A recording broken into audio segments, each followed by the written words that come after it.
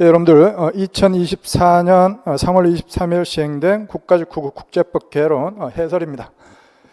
문제를 보시면 1번 국제간수법에 대한 설명을 옳지 않은 것은 1번 오랫동안 지속되고 반복되는 관행만으로는 국제간수법이 형성될 수 없다. 맞습니다. 이 국제간수법의 형성에 필요한 요건이 두 가지가 있죠. 객관적 요건으로서의 관행과 주관적 요건으로서의 법적 확신이 있어야 됩니다. 관행과 법적 확신 둘 다 있어야만 국제간수법이 형성됩니다. 관행만으로는 형성될 수 없습니다. 1번은 맞는 내용이고요.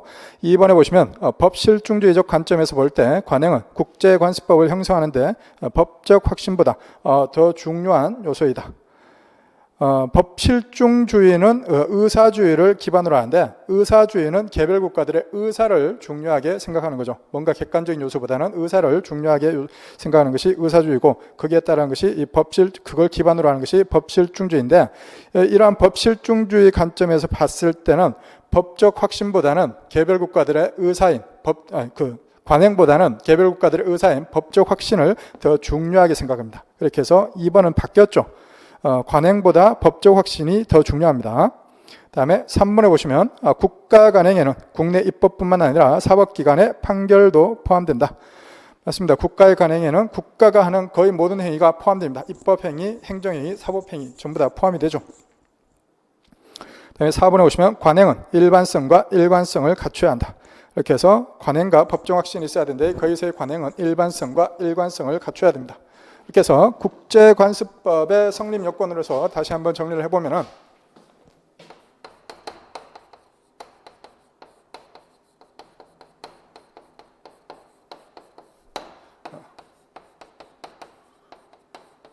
관행과 법적 확신이 있어야죠.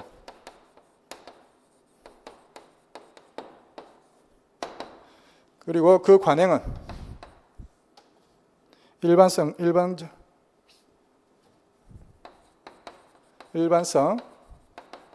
일관성, 그다음에 통일성, 그리고 지속성이 있어야 됩니다. 이러한 요건들이 모두 갖춰진 관행이어야만 국제간수법의 성립 요건으로서의 관행에 포함될 수가 있죠. 이렇게 해서 1번은 옳지 않은 것은 2번이 정답이죠. 문제 2번에 보시면 국제사법재판소에 대한 설명을 옳지 않은 것은 1번 ICA는 국제연합의 주요 기관 중 하나이며 모든 유엔 회원국은 자동적으로 ICA 규정의 당사국이 된다. 그 ICA는 유엔의 주요 기관 중 하나이며 유엔의 주요 기관에 어떤 것들이 있는가 하면 총안경신국사라고 해서 총회, 안전보장이사회, 경제사회이사회, 신탁통치이사회, 국제사법재판소, 사무국 6가지가 있습니다. 그렇게 해서 이 국제사법재판소도 유엔의 주요 기관 중 하나이고요. 그다음에 모든 유엔 회원국은 자동적으로 ICA 규정의 당사국이 된다. 유엔 회원국은 ICA 규정의 당연 당사국, 자동적 당사국이 됩니다. 그리고 유엔 회원국이 아닌 경우에는 안보리 공고 플러스 총회가 결정하는 조건으로 ICA 규정의 당사국이 될 수가 있죠. 그다음 2번에 오시면 ICA 분쟁 당사국은 ICA 판결을 이행할 의무를 지며 판결을 불이행할 경우 분쟁 상대국은 이를 유엔 안전보장이사에 해부할 수 있다. 분쟁 당사국은 판결을 이행할 의무를 지며 맞고요. 그 다음에 판결을 불이행할 경우 분쟁 상대국은 이를 안보리에 회부할 수 있다. 맞습니다. 유엔 헌장 94조 1항 2항에서 이것과 관련된 규정을 두고 있죠. 이렇게 해서 안보리에 회부를 하게 되면 안보리가 거기에 대해서 공고를 할 것인가 조치를 취할 것인가 결정을 할 수가 있습니다. 3번에 보시면 ICA 판결은 종국적이며 상소나 재심이 허용되지 않는다. 아닙니다. ICA 같은 경우에는 상소는 허용되지 않지만 재심은 가능합니다. 이거하고 비교해서 알아두셔야 될 것이 WTO 분쟁 해결 절차 같은 경우에는 재심은 없지만 상소는 가능합니다. 그다음에 4번에 보시면 유엔 총회와 유엔 안전보장이사회는 어떠한 법적 문제에 관해서도 ICA의 권고적 의견을 요청할 수 있다. 유엔 총회나 안보리는 모든 법적 문제에 관해서 ICA의 권고적 의견을 요청할 수가 있고요. 유엔 총회에 의해서 권한이 부여된 유엔의 다른 기관이나 전문기구는 자신의 활동 범위 내에서의 법적 문제에 관해서 ICA의 권고적 의견을 요청할 수가 있죠. 이렇게 해서 옳지 않은 것은 3번이 정답입니다. 재심은 가능합니다. 그다음에 문제 3번 국제법의 연원에 대한 설명으로 옳지 않은 것은 1번 ICA는 핵무기 사용의 적법성 사건에서 핵무기 사용의 불법성에 관한 국가들의 법적 확신이 유엔 총회 결의만으로는 확립되지 않았다고 판단하였다. 맞습니다. 요때 그 유엔 그 핵무기 사용의 불법성과 관련된 유엔 총회 결의들이 있었지만 그 결의가 만장일치로 채택된 것도 아니고 그렇게 해서 뭐 반대하는 국가도 있고 기권하는 국가도 있고 그런 부분들이 있다 보니까 유엔 총회만으로 그 어떤 법적 확신이 확립되었다고 보기는 힘들다. 그런 부분들을 전부 다 감안해서 그렇게 판단을 했습니다. 1번은 맞는 내용이고요. 2번에 보시면 ICA는 북해 대륙붕 사건에서 관행이 단기간 지속된 경우에는 국제관습법이 성립될 수 없다고 판단하였다. 아닙니다. 이 북해 대륙붕 사건에서 관행이 광범위하고 동일하다면 단기간에도 국제관습법이 성립될 수 있다고 판단을 했죠. 이렇게 해서 2번은 틀렸고요. 3번에 보시면 ICA는 영국 노르웨이 어업 사건에서 지속적 반대 국가에는 국제관습법의 구성력이 부인될 수 있다고 판단하였다. 맞습니다. 영국 노르웨이 어업 사건에서 그 노르웨이 해안에서 직선기선의 합법성을 주장하니까 영국은 거기에 대해서 만해 10마일 봉쇄선이 국제관습법입니다라고 주장을 했고 여기에 대해서 국제사법재판소는 만해 10마일 봉쇄선이라는 것이 국제관습법인지 자체도 의문이고 설령 국제관습법으로 인정된다고 할지라도 노르웨이는 그 관행의 형성 초기부터 적극적으로 일관되게 반대해왔기 때문에 노르웨이에 대해서는 적용할 수 없다라고 해서 완강한 반대자 이론, 지속적 불보기 이론, 완강한 불보기 이론 이것에 효과를 인정을 했죠. 이렇게 해서 3번은 맞는 내용이고요. 다음에 4번에 보시면 ICA는 Right of Passage of Indian Territory 사건에서 오직 두 국가 간에도 관습이 성립될 수 있다고 판단하였다. 요 인도령 통행권 사건인데 인도령 통행권 사건에서 포르투갈이라는 나라와 인도라는 두 국가 사이에서 양자관습법이 성립될 수 있다고 판단했습니다. 이렇게 해서 4번은 맞는 내용이죠. 옳지 않은 것은 2번이 정답입니다. 다음에 4번에 보시면 유엔 헌장 제51조에 규정된 자위권에 대한 설명으로 옳지 않은 것은 1번 유엔 헌장은 선제적 자위권에 대한 명시적 규정을 두고 있지 않다. 맞습니다. 거기 보시면은 그 자위권과 관련해서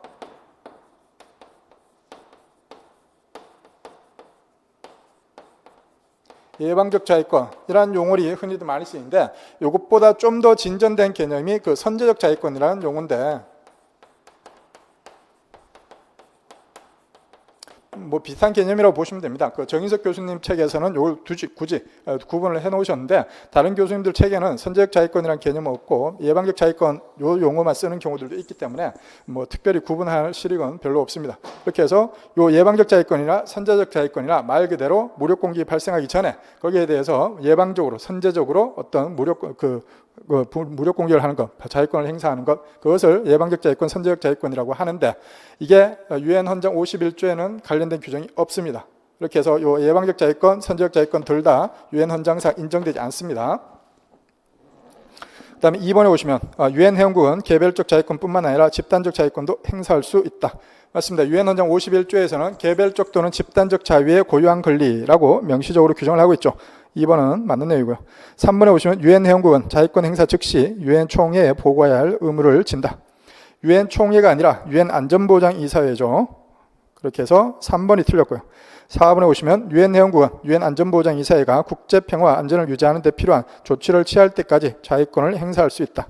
맞습니다. 안보리가 이런 조치를 취할 때까지 자위권을 행사할 수 있고 근데 안보리가 조치를 취했는데도 그것이 문제가 있다. 그렇게 해서 예를 들어서 무력 공격을 받았는데 거기에 대해서 안보리가 경제 제재를 결정했다. 그런 경우에는 자위권 행사를 계속할 수가 있겠죠.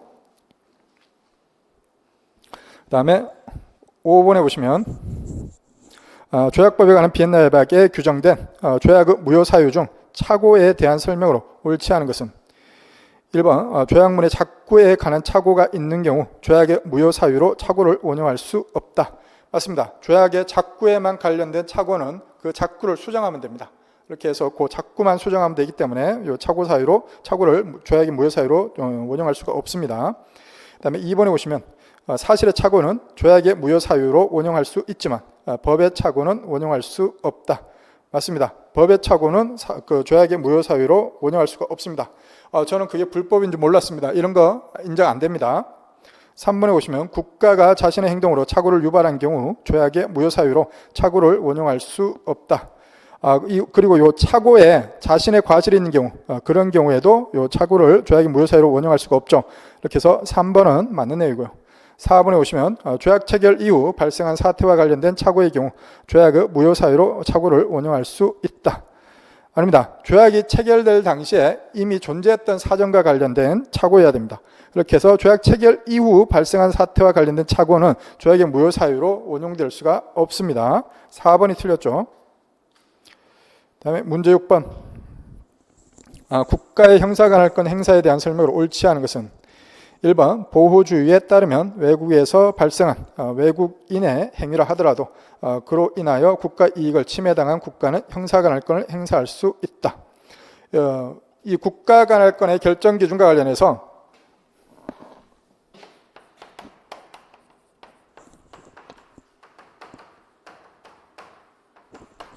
속지주의,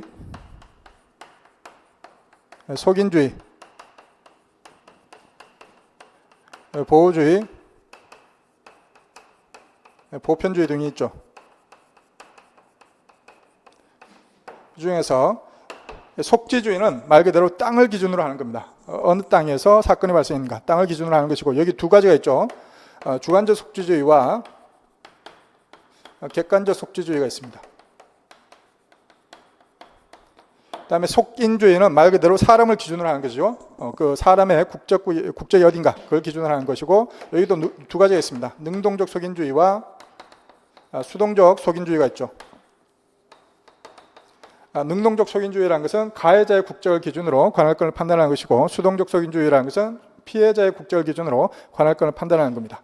근데 보통은 보면은 능동적 속인주의 같은 경우에는 능동적이라는 수식어를 빼고 용어를 사용하는 경우가 대부분입니다. 그렇게 해서 아무런 수식어 없이 속인주의라는 표현이 나왔다. 그럼 대체적으로 능동적 속인주의를 지칭합니다. 그다음에 보호주의라는 것은 어떤 국가의 국가적 법익이 침해되었을 때 그 국가적 법이 침해된 그 국가 관할권을 행사하는 것이 보호주의죠. 보편주의라는 것은 전 세계 모든 국가가 그 관할권을 가질 수 있는 것, 그것이 보편주의죠. 그렇게 해서 보호주의가 적용되는 것은 국가적 법입니다. 국가의 전망이라든가 국가의 안보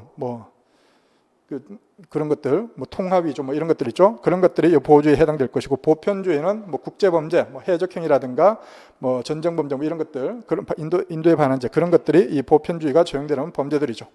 이것이 국가관할권 행사의 기준이고, 거기 나와 있는 1번에 나와 있는 보호주의는 맞는 내용이죠. 2번에 보시면 상설국제사법재판소는 로토스 사건에서 객관적 속지주의에 근거하여 프랑스 선언에 대한 튀르키예 법원의 형사관할권을 인정하였다. 객관적 속지주의가 뭐라고 했죠? 주관적 속지주의는 행위의 개시지를 중심으로 판단하는 것이고, 객관적 속지주의라는 것은 결과의 발생지를 중심으로 관할권을 판단하는 거죠. 이렇게 해서 로토스 사건에서 행위의 개시는 프랑스의 우편 선인 로토스호에서 있었지만, 선박이 침몰하고 사람이 죽고 이런 것은 튀르키예의 석탄 운반선인 보즈코토호에서 있었죠. 그렇게 해서 그 결과 발생지가 터키 선박이었기 때문에 객관적 속지주의에 근거한 튀르키예 법원의 관할권 인정됐습니다. 이렇게 해서 2번은 맞는 내용이고요. 다음 3번에 보시면 능동적 속인주의에 따르면 어느 국가의 영토 내에서 국적이 다른 외국인들 사이에 범죄가 발생한 경우 피해자의 국적국이 형사관할권을 행사할 수 있다. 3번 같은 경우에는 맨 앞에 능동적 속인주의에 따르면 이 부분이 틀렸죠. 요 뒤에 나오는 그 내용들은 수동적 속인주의에 관한 내용입니다. 능동적 속인주의는 가해자의 국적을 기준으로 관할권을 판단하는 것이 능동적 속인주의죠. 그 뒷부분에 나오는 내용들은 수동적 속인주의에 관한 내용들입니다. 이렇게 해서 3번이 틀렸고요. 다음에 4번에 오시면 보편주의에 따르면 제노사이드에 관하여는 어느 국가든지 형사관할권을 행사할 수 있다. 보편주의가 뭐라고 했죠? 전 세계 모든 국가가 관할권을 행사할 수 있는 경우고, 이 경우는 모든 경우에 적용되는 것이 아니라 일정한 범죄에 대해서만 적용이 된다고 했고, 그 범죄에 해당되는 것이 해적행위라든가 여기 나와 있는 제노사이드, 그다음에 전쟁범죄, 인도의 반환죄 이런 것들 있죠. 그러한 국제범죄에 대해서 이 보편주의가 적용된다고 했습니다. 이렇게 해서 제노사이드에 관한 어느 국가든지 형사관할권을 행사할 수 있다. 맞습니다. 옳지 않은 것은 3번이 정답이죠. 그 다음에 7번 영사관계에 관한 비엔나 협약에 대한 설명으로 옳은 것은 1번 영사가 외교 행위를 수행할 경우 해당 영사는 외교관계에 관한 비엔나 협약상 외교 면제와 특권을 주장할 수 있다. 아닙니다. 영사가 외교 행위를 수행하는 경우에라도 그 특권과 면제는 영사로서의 특권과 면제가 인정될 뿐입니다. 그렇게 해서 1번은 틀렸죠. 그 다음에 2번에 보시면 영사는 특별한 사정하에서 접수국이 동의를 하더라도 영사 관할구역 이외의 지역에서는 직무를 수행할 수 없다. 아닙니다. 접수국이 동의하는 경우에는 영사 관할구역 이외의 지역에서 직무를 수행할 수 있습니다. 3번에 보시면 영사는 접수국의 사법 절차에서 증인으로 출두를 요구받을 수 있으며 증언을 거부하는 경우 강제조치가 취해질 수 있다. 출두를 요구받을 수 있고 여기까지는 맞습니다. 근데 그 뒷부분 있죠? 증언을 거부하는 경우 강제조치가 취해질 수 있다. 아닙니다. 증언을 거부하더라도 강제조치가 취해질 수는 없습니다. 틀렸고요. 4번에 보시면 접수국은 영사 기능의 수행을 방해하지 않으면서 신속, 적정, 효과적인 보상을 파견국에 지급할 것을 조건으로 국방 또는 공익 목적을 위해 영사 공간을 수용할 수 있다. 4번이 맞는 내용이죠. 그 다음에 문제 8번. 국가 영역에 대한 설명으로 옳은 것은 1번 ICA는 팔마스 섬 사건에서 지도는 법적 문서로서 독재적 증명력을 가진다고 판단하였다. 아닙니다. 지도 같은 경우에는 독자적 증명력을 갖진 않고 다른 문서라든가 이런 거에 증명력을 높여주는 그런 역할만 할 뿐이죠. 부수적으로만 효력이 있습니다. 이렇게 해서 1번은 틀렸고요. 2번에 보시면 선점과 시효는 모두 실효적 지배를 근거로 하나 선점의 대상은 타국의 영토이고 시효의 대상은 무주지이다. 2번 같은 경우에는 바뀌었죠. 선점이라는 게 있고 시효 취득이라는 게 있는데 선점은 말 그대로 먼저 점유하면 임자다 이렇게 보는 것이 선점입니다. 시효는 일정한 기간 동안 평온 공연하게 점유하거나 이렇게 하는 경우에 인정되는 것이 시효 취득이죠. 선점 같은 경우에는 그 대상이 무주지입니다. 근데 시효 같은 경우에는 타국 영토를 하는 거죠. 둘 다 실효적 점유를 요건을 합니다. 둘 다 실효적 점유를 요건하는데 실효적 지배를 요건하는데 요 대상이 다르죠. 선점은 무주지를 대상으로 하고 시효는 타국 영토를 대상으로 합니다. 이렇게 해서 2번은 타국 영토하고 무주지가 바뀌었습니다. 선점이 무주지고 시효의 대상은 타국 영토입니다. 3번에 보시면 오늘날 정복에 의한 영토 취득은 국제법상 허용된다. 아닙니다. 무력행사 금지 원칙, 침략행위 금지 원칙이 확립된 현대국제법에 있어서는 이 정복은 적법한 영토 취득 사유로 인정되지 않습니다. 그 다음에 4번에 보시면 현상유지, 우티포시데티스 원칙은 영토뿐만 아니라 해양에도 적용이 가능하다. 맞습니다. 이 우티포시데티스 원칙은 남미 국가, 중남미 국가들이 스페인으로부터 독립할 때 행정구역을 그대로 국경선으로 사용했던 것에서 비롯되었고 그 이후에 아프리카 국가들이 독립할 때나 구6.5 해체될 때나 구소련 해체될 때나 이럴 때 보면은 대부분 적용되었습니다. 적용이 되었고 그렇게 해서 현재도 이 적용이 되고 있고 그리고 이것은 영토뿐만 아니라 해양에서도 인정이 됩니다. 이렇게 해서 4번은 옳은 내용이고 옳은 것은 4번이 정답이죠. 1번, 2번, 3번 전부 틀렸고 옳은 것은 4번이 정답입니다. 그 다음에 9번에 보시면 극지의 법적 체제에 대한 설명으로 옳은 것은 1번 북극 이사회는 회원국가 별개의 법인격을 가진 국제기구로 설립되었다. 아닙니다. 북극 이사회는 국제기구가 아닙니다. 1번이 틀렸죠. 2번에 보시면 남극조약은 남이 60도 이남의 지역 내 존재하는 공해에 대한 국가의 권리에 영향을 미치지 않는다. 맞습니다. 그렇게 해서 공해에 영향을 미치지 않는다는 명시적 규정이 있죠. 그 다음에 3번에 보시면 원주민을 대표하는 민간단체는 연구 참여자로서 북극 이사회에 참여하여 투표권을 행사할 수 있다. 원주민 단체가 연구 참여자인 건 맞습니다. 근데 맨 마지막 부분에 북극 이사회에 참여하여 투표권을 행사할 수 있다. 아닙니다. 북극 이사회에서의 의사결정은 북극 이사회 당사국인 8개 국가가 있습니다. 그 8개 국가가 컨센서스로 결정합니다. 그 8개 국가는 북극 주변에 있는 국가들입니다. 여러분들 생각하시는 대표적인 경우에 캐나다, 미국, 그다음에 덴마크, 그린란드가 덴마크 땅이죠. 그다음에 노르웨이, 스웨덴, 러시아, 뭐 핀란드, 아이슬란드 뭐 이런 나라들 있죠. 그런 나라들이 이 북극 이사의 당사국입니다.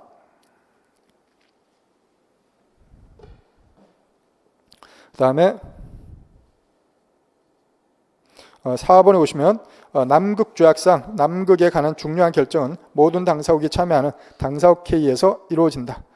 아닙니다. 그 남극과 관련된 중요한 결정은 남극조약 협의 당사국 회의라는 게 있는데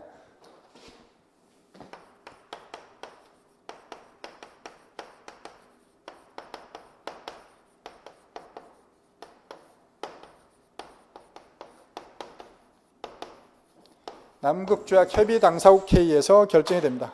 남극조약 협의 당사국 회의를 남극조약 협의 회의 뭐 이런 식으로 표현하기도 합니다. 당사국 빼고. 근데 뭐 당사국 붙여서 표현하는 것이 일반적이니까 남극조약 협의 당사국 회의 이렇게 알아두시고 여기에서 대부분의 문제를 중요한 문제들을 결정을 합니다. 이렇게 해서 4번은 틀렸죠. 그다음에 10번에 보시면 우주 및 우주 활동을 규율하는 법적 체제에 대한 설명으로 옳은 것은 1번 달과 기타 천체를 포함한 외위권을 탐사하고 이용하는 국가의 활동에 적용되는 원칙에 관한 조약. 여러분들 이게 그 달과 기타 뭐 이런 식으로 그 시작되는 그 조약이 이런 명칭으로 시작되는 조약이 두 가지가 있습니다. 우주 조약이 있고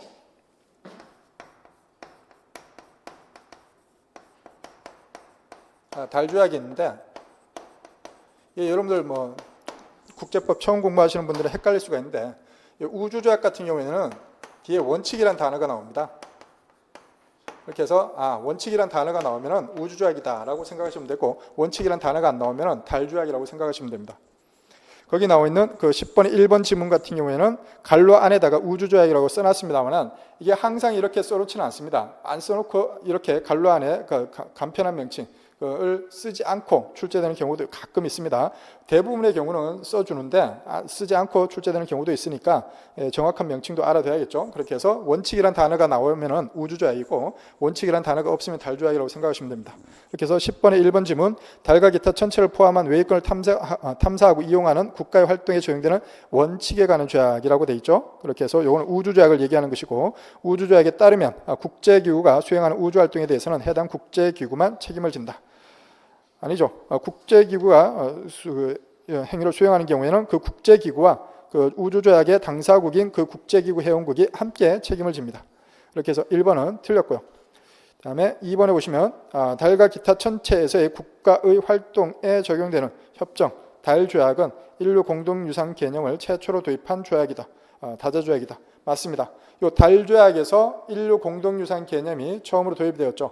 유엔 해양법 협약에도 심해제 그 인류 공동유산 개념이 들어가 있는데 그 인류 공동유산이라는 개념 자체가 국제조약에서 최초로 도입된 것이 이 달조약입니다. 3번 우주 물체에 의하여 야기된 손해에 대한 국제 책임에 관한 협약, 우주 책임 협약에 따르면 이거는 우주 책임 협약이라고 하기도 하고 우주 손해배상 조약이라고 하기도 합니다.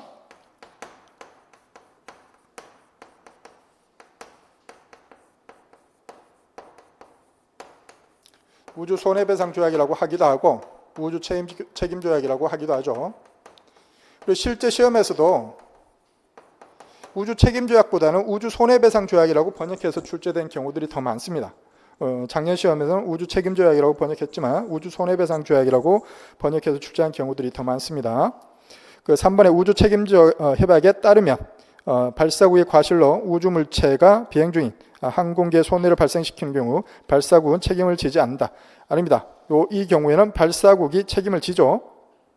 그다음에 4번에 오시면 달과 기타 천체에서의 국가활동에 적용되는 협정, 일명 달조약이죠. 달조약은 보편적 성격의 조약이며 국제관습법을 반영하고 있다.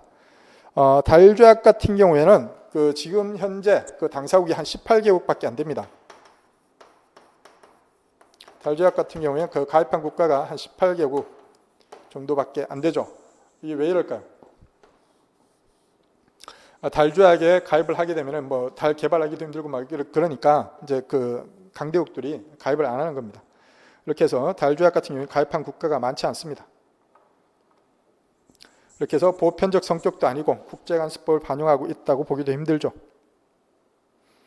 이렇게 해서 10번에 옳은 것은 2번이 정답이죠. 그다음 11번 유엔 회원국의 유엔 탈퇴에 대한 설명으로 옳은 것은 1번 유엔 헌장에는 탈퇴에 관한 명문의 규정이 없다. 맞습니다. 유엔 헌장에는 탈퇴와 관련된 명문의 규정이 없습니다. 왜 그렇게 했는가 하면은 국제연맹 시절에 탈퇴에 관한 규정을 두니까 뭔가 국가들이 나쁜 짓을 하기 전에 탈퇴를 하려고 하죠. 그런 문제점들이 있다 보니까 국제연합에서는 탈퇴에 관한 규정을 아예 뺐습니다. 그렇게 해서 탈퇴를 못하게 하려고 탈퇴에 관한 규정을 없애버렸는데, 그럼에도 불구하고 실제로 그 탈퇴가 가능하다고 보는 것이 다우설의 견해이고, 실제로 인도네시아는 말레이시아의 비상비자국 선출에 반발해서 탈퇴한 적이 있죠. 이렇게 해서 유엔 헌장상의 탈퇴에 관한 규정은 없지만 탈퇴가 가능하다고 보는 것이 다우설이고, 실제로 인도네시아는 말레이시아의 비상비자국 선출에 반발해서 탈퇴한 적이 있고, 그 탈퇴를 할 때 유엔 총회의 승인이라든가 안보리의 승인 같은 것들은 필요가 없었습니다. 지문 1번에 보시면 유엔 헌장의 탈퇴에 관한 명문의 규정이 없다. 맞는 내용이고요. 2번에 보시면 유엔 탈퇴는 국제평화와 안전을 위협하는 행위이므로 안전보장이사의 승인을 얻어야 가능하다. 아닙니다. 총회 승인, 안보리 승인 모두 필요 없습니다. 3번에 보시면 유엔 탈퇴는 회원국의 지위를 상실하는 것이므로 안전보장이사의 승인과 관계없이 총회의 승인만으로 탈퇴의 효력이 발생한다. 아니죠. 총회의 승인, 안보리 승인 모두 필요 없다고 했죠. 다음 4번에 보시면 유엔 탈퇴는 중대한 사안이므로 안전보장이사회와 총회 모두의 승인을 얻어야 한다. 아닙니다. 둘 다 필요 없습니다. 12번 국제인권법에 대한 설명으로 옳지 않은 것은 1번 고문과 기타 잔혹하거나 비인도적이거나 모욕적인 대우 혹은 처벌에 반대하는 협약은 국가 비상시를 포함한 그 어떤 경우에도 고문을 절대적으로 금지하고 있다. 맞습니다. 고문 방지 협약 2조 2항에서 어떤 경우에도 비상사태 시에도 금지된다. 그런 규정을 명시적 규정을 두고 있습니다. 그다음에 2번 지문 보시면 아동의 권리에 관한 협약은 모든 상황에서 아동의 최선 이익을 가장 중요한 판단 기준으로 제시하고 있다. 맞고요.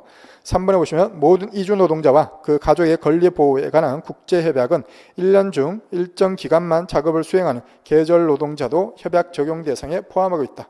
맞습니다. 요 계절 노동자라는 용어가 나오는데,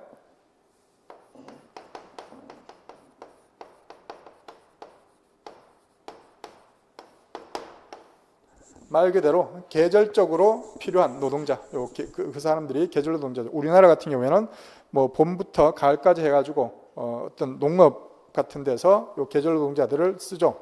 그렇게 해서 동남아 같은 데서 계절 노동자 6개월에서 길면 9개월 이 정도로 해가지고 사용하기 위해서 그분들을 이제 데려오는데, 이게 그분들 입장에서는 항공료라든가 이런 거, 그리고 여기에서 이런 거 감안했을 때 시골 농장에 가가지고 일하는 것보다 공장에 가서 일하는 게 훨씬 수입이 좋으니까 계절 노동자들 들어왔다가 기간 다 안 채우고 한 달, 두 달 있다가 막 도망가가지고 불법 취업을 해가지고 그렇게 하는 경우들이 있는데, 어쩔 수가 없죠.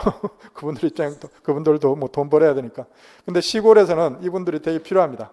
이분들 노동자를 쓰겠다고 해가지고 1년 내내 쓸 수도 없고 농사를 1년 내내 짓는 것도 아닌데, 그러다 보니까 이 계절 노동자들이 필요한데, 진짜 여러분들 서울에 계신 분들은 그냥 외국인들 길에서 보거나 지하철에서 보면은 막 그런갑다 싶지만, 시골에서는 이런 분들 보면은 진짜 한 분 한 분이 다 소중한 노동력이라서 되게 그렇습니다. 제가 농사를 짓는 건 아니지만 제 주변에 친척들이나 이런 분들 계속 농사 짓는 부분들도 있고, 시골에 가면은 친구들도 농사 짓는 친구들도 있고, 우리나라가 어쩌다 이렇게 된지 모르겠지만 하여간 그렇게 해서 계절 노동자도 이주 노동자 협약에서 규율 대상으로 포함시켜 놓고 있습니다. 3번은 맞는 내용입니다. 다음 4번에 보시면 모든 형태의 인종차별에 관한 국제협약은 인종차별 피해자인 개인이 직접 인종차별철폐위원회에 조사를 요청할 수 없다고 규정하고 있다. 아닙니다. 일정한 경우에 개인이 직접 인종차별위원회에 통보를 해서 인종차별위원회가 심의할 수 있도록 규정을 하고 있습니다. 4번은 틀렸죠. 이렇게 해서 옳지 않은 것은 4번이 정답입니다. 13번 국적에 대한 설명으로 옳지 않은 것은 1번 2006년 유엔 국제법위원회 외교보호에 관한 규정 초안에 따르면 국가는 피해 당시와 공식 청구 제기 시에 자국에 합법적으로 상주하는 무국적자에 대하여 외교보호를 행사할 수 있다. 이 외교적 보호와 관련해서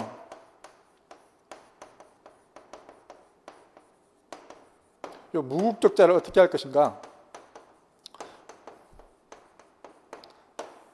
종래 이론적으로 논의될 때는 이 무국적자에 대해서는 외교적 보호를 할 수 있는 국가, 외교적 보호권을 행사할 수 있는 국가가 아무데도 없다.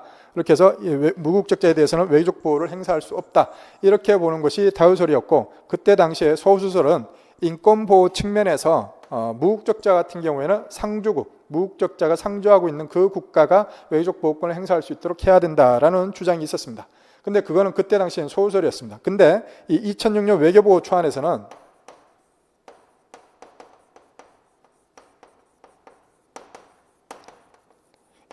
외교보호 초안에서는 방금 얘기했던 그 소수설 있죠.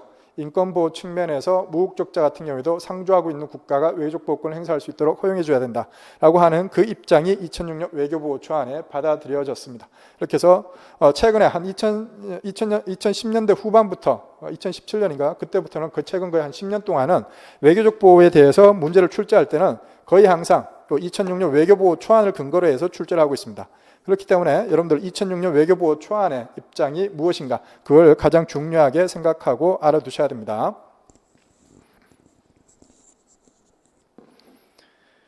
그 다음에 13번의 2번 지문. 세계인권선언에 따르면 그 누구도 자의적으로 국적을 박탈당하지 아니하며 국적을 변경할 권리를 거부당하지 않는다. 맞고요. 3번에 보시면 외교 보호에 관한 규정 초안에 따르면 국제위법 행위로 선박에 침해가 발생하여 승무원이 피해를 당한 경우 피해 승무원의 국적과 상관없이 피해 선박의 기국만이 외교 보호를 행사할 수 있다. 아닙니다. 이 경우에 그 13번의 3번 지문 같은 경우 이 경우에 그 기국, 선박의 국적국도 외교적 보호권을 행사할 수 있고 그리고 선박의 국적국이 외교적 보호권을 행사한다는 사실이 그 선언의 승무원의 국적국이 외교적 보호권을 행사하는 것을 금지시키거나 방해하는 것은 아닙니다. 이렇게 해서 승무원의 국적국도 외교적 보호를 행사할 수가 있습니다. 이렇게 해서 3번은 틀렸죠. 4번에 보시면 ICA는 노태범 사건에서 귀화인에 대해 외교 보호권을 행사하기 위해서는 귀화를 통해 취득한 국적국과 귀화인 사이에 진정한 관련성이 요구된다고 판단하였다. 이렇게 해서 이 노태범 사건에서는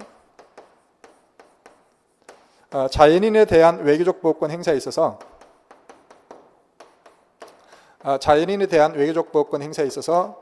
진정한 관련성이 있어야 된다. 국적의 진정한 관련성이 있어야 된다라고 판단을 했죠. 이것이 이제 노태범 사건인데 여러분들 주의하실 것은 제가 아까 이 2010년대 후반부터는 이 외교적 보호하고 관련해서 출제를 할 때 2006년 외교보호 초안을 근거로 해서 출제를 한다고 했죠. 그러면 요 노태범 사건에서 얘기되었던 요 진정한 관련성, 자연인에 대한 외교적 보호권 행사에 있어서의 진정한 관련성, 이것이 2006년 외교보호 초안에 도입이 되었는가? 도입이 되지 않았습니다. 2006년 외교보호 초안에서는 자연인에 대한 외교적 보호권 행사 시에 진정한 관련성을 요구하지 않습니다. 이거 주의하십시오. 그 다음에 3번에 보시면 ILC 외교보호에 관한 규정 초안에 따르면 국제위법 행위로 선박에 침해가 발생하여 승무원이 피해를 죄송합니다. 얘기했죠. 4번까지 했죠. 넘어가겠습니다. 이렇게 해서 옳지 않은 것은 3번이 정답이었고요. 14번 2011년 ILC 국제기구의 책임에 관한 규정 초안에 대한 설명을 옳지 않은 것은 2001년에 국가 책임 초안이 있었고 2011년에 국제기구 책임 초안인데 이 국제기구 책임 초안은 국가 책임 초안 내용하고 상당히 비슷합니다. 상당히 비슷해서 사실상 국가라는 국가라는 단어 대신에 국제기구라는 단어만 넣으면은 뭐 조문이 구성될 정도로 상당히 비슷한 내용들이 많습니다. 이렇게 해서 여러분들 혹시라도 여러분들이 잘 모르는 내용인데 2011년 국제기구 책임 초안의 내용을 물어본다.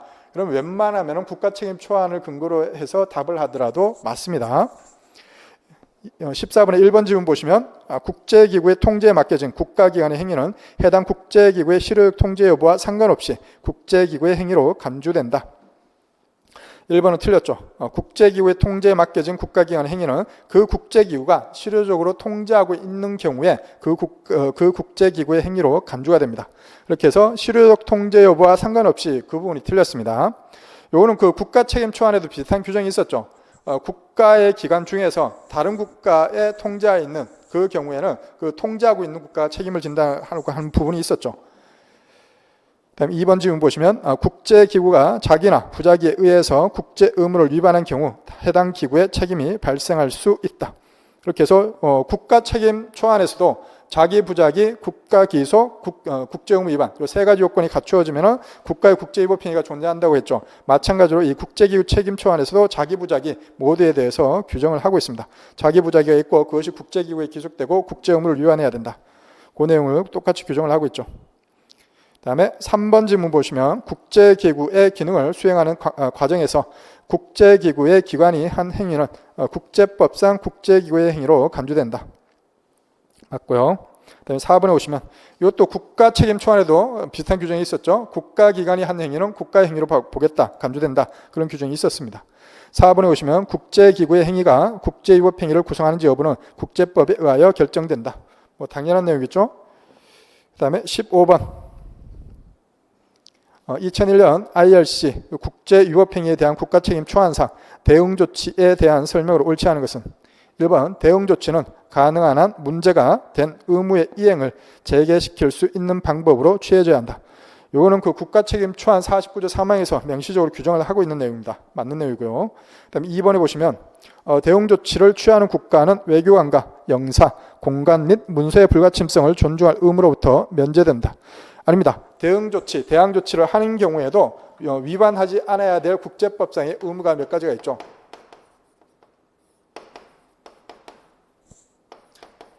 대항조치 시에도 준수해야 하는 의무.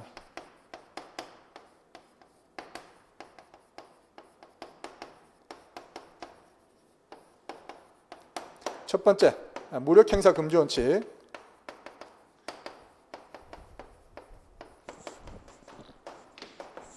두 번째, 기본적 인권의 보호. 기본적 인권의 존중.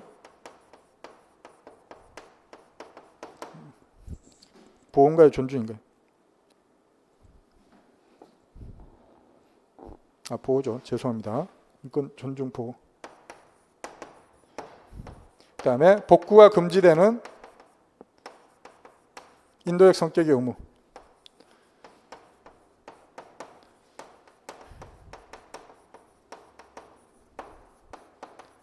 그 다음에 네 번째, 강행 규범에 따른 의무.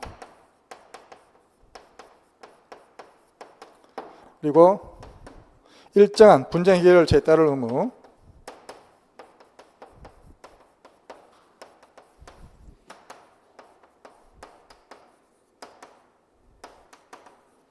일정한 분쟁 해결제를 준수해야 될 의무. 다음에 외교 공간 보호 의무 등의 외교 특권 면제 존중할 의무. 이러한 것들은 대항조치 시에도 준수해야 되는 의무입니다. 그렇게 해서 2번 지문이 틀렸죠. 대응조치를 취하는 국가는 외교관과 영사, 공간 및 문서의 불가침성을 존중할 의무로부터 면제된다. 아닙니다. 존중을 해야 됩니다. 3번에 보시면 대응조치는 일반 국제법의 강행규범상의 의무를 위반하여 취해질 수 없다. 맞습니다. 강행규범은 준수를 해야 되죠. 4번에 보시면 국가는 자국의 권리 보존을 위해 필요한 경우 의무 위반국에게 통지하거나 교섭을 제의하기 전이라도 긴급 대응 조치를 취할 수 있다. 이렇게 해서 이 대항 조치를 할 때 그 절차를 보면 일반적으로 이행을 청구, 이행 요청을 해야 됩니다. 이행 청구 또는 이행 요청을 해야 되고, 이행 청구, 이행 요청을 했는데도 이행하지 않는다. 그러면은 어떠한 대항 조치를 할 것인지 결정을 해서 통지를 해줘야 됩니다. 그리고 거기에 대해서 상대방 국가에게 협상을 제공해야 되죠.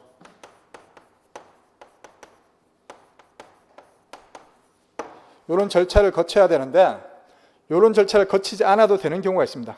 긴급한 경우. 긴급한 경우에는 이런 일반적인 절차를 거치지 않고 할 수가 있습니다. 이렇게 해서 방금 보셨던 그 내용은 긴급한 경우와 관련된 내용이죠. 이렇게 해서 4번은 맞는 내용이고요. 그 다음에 16번. 국제사법재판소와 국제해양법재판소의 공통점에 해당하지 않는 것은 1번 재판관의 숫자가 동일하다. 국제사법재판소의 재판관 숫자는 15인이죠. 임기 9년, 정원 15인, 2인 이상 동일 국적일 수 없고 재선 가능하고 그런 내용들 있었는데 그 중에서 재판관 숫자는 15인입니다. 근데 국제해양법재판소의 재판관 숫자는 21인입니다. 1번은 틀렸죠. 그 다음에 2번에 오시면 잠정 조치를 취할 수 있다. 맞고요. 3번에 오시면 국적재판관을 허용한다. 맞습니다. 4번에 오시면 재판관은 재선될 수 있다. 맞습니다. 그리고 이 해양법재판소, 국제해양법재판소의 재판 절차는 그 국제사법재판소의 재판 절차하고 상당히 유사합니다. 상당히 유사해서 웬만한 건 거의 그냥 갖다 써도 될 정도로 거의 유사하고, 그리고 교수님들 책에서도 국제해양법재판소의 재판 절차는 뭐 국제사법재판소야 뭐 사실상 뭐 거의 같다 뭐 이런 식으로 표현하는 교수님 책도 있습니다. 그렇게 해서 상당히 유사한데 거기 나와 있는 1번에 나와 있는 재판관 숫자는 완전히 다릅니다. 국제사법재판소는 15인, 유엔해양법재판소는 21인이죠. 16번은 1번이 틀렸습니다. 17번 해양법에 관한 국제연합협약상 국제해협에 대한 설명으로 옳지 않은 것은 1번 주권 면제를 향유하는 선박의 기국은 해협연합국에 끼친 손해에 대하여 일체의 책임을 지지 않는다. 주권 면제를 향유하는 그 선박의 기국은 해협연합국에 끼친 손해에 대하여 일체 책임을 지지 않는다. 아닙니다. 책임을 져야 되죠. 1번이 틀렸고요. 뭐 이거는 뭐 당연히 책임져야 되죠. 그리고 상식적으로도. 그 다음에 2번에 보시면 해협연합국은 항행 안전과 해상교통의 규제를 위해 해협 통과 통항에 관한 법령을 제정할 수 있다. 맞습니다. 이러한 법령을 제정해서 공표를 하면은 통과 통항을 하는 외국 선박들은 그것을 준수를 해야 되죠. 3번에 보시면 해협연합국은 해협 내 항로대나 통항분리 방식을 일방적으로 지정하거나 설정할 수 없다. 맞습니다. 여기 나와 있는 이 항로대 지정이나 통항분리 방식은 이 유엔 해양법 협약이나 뭐 관련된 국제법 뭐 이런 것들을 준수를 해야 되고, 그리고 일정한 경우에는 상대방 국가하고 협의하도록 그런 식으로도 규정을 해놨습니다. 그렇게 해서 3번은 맞는 내용이죠. 4번에 보시면 특정 국제해협의 통항이 장기간에 걸쳐 유효한 국제협정에 따라 규율되어 온 경우에는 해당 협정에 따른다. 이것도 명시적 규정을 두고 있는 내용으로서 맞는 내용입니다. 그 다음에 18번에 보시면 세계무역기구와 그에 속한 기관에 대한 설명으로 옳지 않은 것은 1번 WTO는 국제기구로서 법인격을 보유하며 그 기능 수행을 위한 특권과 면제가 인정된다. WTO는 국제기구로서 맞는 내용이죠. 법인격을 보유하며 맞고요. 그 기능을 수행하기 위한 특권과 면제가 인정된다. 맞죠? 2번에 보시면 강요회의는 모든 회원국의 고위급 대표로 구성되는 WTO 최고의 기관으로 다자간 무역협정의 모든 사항에 대하여 결정권을 가진다. 맞습니다. 이 강요회의는 WTO 체제 하에서 최고 의사결정기구이고, 강요회의는 모든 회원국 대표로 구성이 됩니다. 그리고 최고의사결정기구이고, 최고의사결정기구이기 때문에 WTO 설립협정과 그다음에 다자간 무역협정과 관련된 모든 의사결정 권한이 있죠. 2번도 맞고요.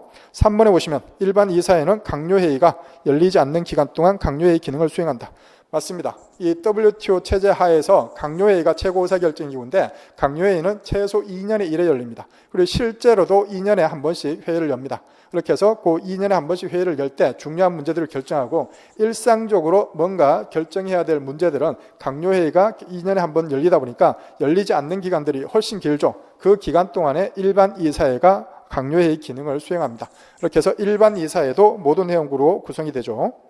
그다음에 4번에 오시면 분쟁 해결 기구는 WTO의 모든 분쟁 해결을 위하여 상설기구인 패널과 상소기관을 둔다. 틀렸죠? 거기 나와 있는 상소기관 같은 경우에는 상설기구가 맞습니다. 근데 패널 같은 경우에는 그 특정한 사건에 대해서만 사건을 담당하는 임시기구입니다. 이렇게 해서 3번이 틀렸죠. 옳지 않은 것은 3번이 아니라 4번이 틀렸죠. 옳지 않은 것은 4번이 정답입니다. 다음에 19번 관세와 무역에 관한 일반협정 제20조가 규정하고 있는 일반적 예외에 해당하지 않는 것은 1번 국가안보와 관련된 정보 제공을 거부하는 조치. 1번이 정답이고요. 2번에 보시면 금, 은의 수출 또는 수입에 관한 조치. 3번에 보시면 공중도덕을 보호하기 위하여 필요한 조치. 4번에 보시면 교도소 노동상품에 관한 조치. 이러한 것들은 전부 다 가트 20조에서 규정하고 있는 내용들입니다. 그리고 요 가트 20조에서 지금까지 출제된 내용들을 보면은 그 A호부터 J호까지 그 10개가 있는데 그 10개 중에서 짧은 거 5개가 지금까지 출제가 됐습니다. 이 긴 거를 그걸 어떤 식으로든지 뭐 축약하거나 아니면 그 뒤에 그 단서 조항이라든가 이런 것들을 잘 묶어서 지문을 만들기가 힘들다 보니까 출제자들도 그냥 짧은 거 그냥 5개 그 중에서 골라서 쓰고 이렇게 해왔습니다. 그렇기 때문에 짧은 거 5개 있죠? 그것들 정도만 알아두셔도 시험 문제 맞추는 데는 큰 어려움 없을 겁니다. 그 다음에 20번에 보시면 국제환경법의 기본 원칙인 사존주의 원칙에 대한 설명으로 옳은 것은 1번 WTO는 EC Measures Affecting the Approval and Marketing of Biotech Products 사건에서 사존주의 원칙이 국제관습법으로서의 지위를 확립하였다고 판단하였다. 아닙니다. 사존주의가 국제법상 법적주의가 어떻게 되는지는 미해결 상태로 남아있다라고 판단했던 사건이 이 사건입니다. 이렇게 해서 1번은 틀렸고요. 2번에 보시면 1982년 유엔 인간환경선언 일명 스톡홀름 선언은 제15원칙에서 사존주의 원칙의 구체적인 요소로 환경영향평가와 입증 책임의 전환을 제시하고 있다. 2번 같은 경우에 그 맨 앞부분에 1982년이라고 되어 있죠. 이거부터가 틀렸습니다. 스톡홀름 선언은 1982년이 아니라 1972년입니다. 제가 이게 혹시라도 이거 제가 뭐 옮기면서 이거 타자를 잘못 쳤나 싶어가지고 몇 번 확인을 해봤는데 아닙니다. 72년이 아니라 82년으로 출제된 겁니다. 그렇게 해서 그것만 가지고도 이미 틀렸죠. 그렇게 해서 1982년이 아니라 1972년 스톡홀름 선언이고 그다음에 15원칙에서 사존주의 원칙의 구체적인 요소로 환경영향평가와 입증 책임을 규정하고 있다. 아닙니다.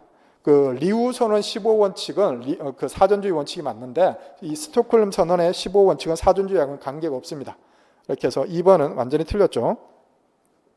3번에 보시면 1992년 환경과 개발에 관한 리우 선언은 심각하거나 회복 불가능한 피해 우려가 있는 경우 과학적 확실성이 부족해도 환경 악화를 방지하기 위한 비용 효과적 조치를 지연시켜서는 안 된다고 천명하고 있다. 3번이 맞는 내용이죠. 리우 선언 원칙 15에서 이런 내용을 규정을 하고 있습니다. 이렇게 해서 3번이 옳은 내용이고요. 그다음에 4번에 보시면 사존주의 원칙을 규정한 최초의 국제환경조약은 1992년 기후변화에 관한 국제연합 기본협약이다. 아닙니다. 1985년 오존층 보호를 위한 비엔나 협약이 사존주의를 규정한 최초의 조약입니다. 이렇게 해서 4번도 틀렸죠.